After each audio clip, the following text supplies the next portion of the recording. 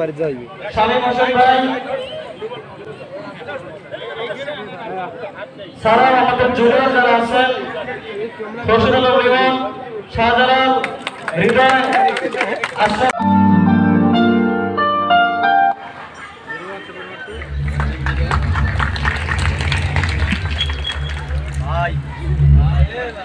ধন্যবাদ সবাইকে। আপনারা যে গানটি উপভোগ করলেন, এই গানটির লিরিক্সটি আমারই লেখা এবং সেই গানটি এআই দিয়ে তৈরি করা। এ পর্যায়ে মুভমেন্ট ফর পাংচুয়ালিটির কার্যক্রম নিয়ে উপস্থাপনা করবেন মোহাম্মদ মিমতাউল ইসলাম মাহিন, সদস্য movement for punctuality.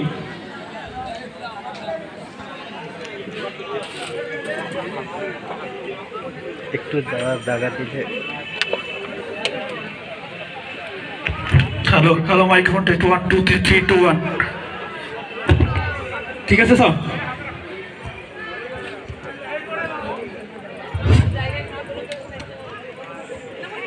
Hello. A very good morning to all. Time is precious. Don't waste it. Be punctual, get success. ধন্যবাদ সবাইকে যারা আমাকে দেখছেন এবং শুনছেন। আজকে মুভমেন্ট ফর পাঞ্চুয়ালিটির উদ্বোধন উপলক্ষে সময়নিষ্ঠা এবং উন্নয়ন বিষয়ক সেমিনারে উপস্থিত সম্মানিত উপস্থিতি সবার প্রতি রইল আমার সালাম, আসসালামু আলাইকুম এবং আন্তরিক শুভেচ্ছা।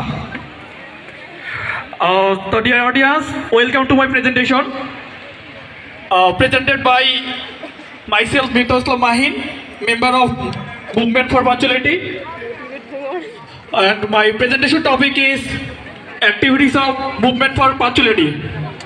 অর্থাৎ মুভমেন্ট ফর পাঞ্চুয়ালিটির এ পর্যন্ত যতগুলো কার্যক্রম ছিল শুরু থেকে শেষ পর্যন্ত সেগুলো আমি তুলে ধরার চেষ্টা করবো ইনশাআল্লাহ। First day of movement for punctuality. Movement for পাঞ্চুয়ালিটির প্রথম দিন। উক্ত অনুষ্ঠানে আমাদের মুভমেন্ট ফর পাঞ্চুয়ালিটির স্বপ্নদ্রষ্টা রোটা অধ্যাপক ডক্টর মিফতাহুল ইসলাম মিলন স্যার আমাদেরকে সময় নিষ্ঠা সম্পর্কে অবগত করেন এবং আমাদেরকে নিজেদের বিভিন্ন ক্ষেত্রে পরিবর্তন আনার দিক নির্দেশনা দেন এবং তিনি বলেন, first of all our personal development will develop, then our family, then our society and at last our nation. এবং তিনি আরও বলেন, সফলতা পেতে হলে প্রথম যে পদক্ষেপ সেটি হচ্ছে সময়নিষ্ঠতা, পাঞ্চুয়ালিটি। বিভিন্ন সমীক্ষায় দেখা গিয়েছে এরকম যে যে ব্যক্তি যত বেশি পাঞ্চুয়াল সে তত বেশি সফল।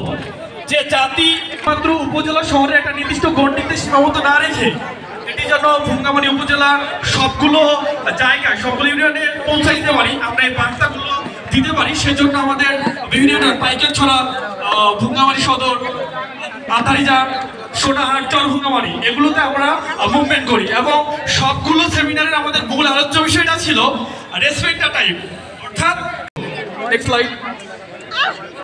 বলে স্যার আপনার বয়স 44 বছর।